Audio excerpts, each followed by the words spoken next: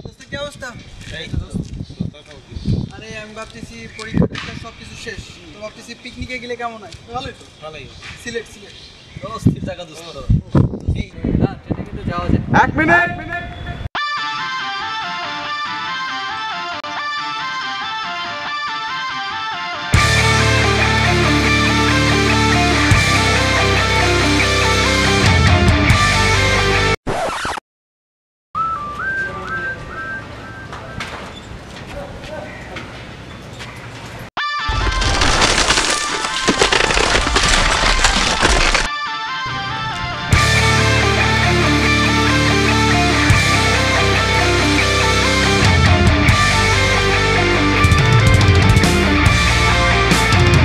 দোস্তরে আর সিলেট যাওয়া হইলো না রে, আর সিলেট যাওয়া হইলো না।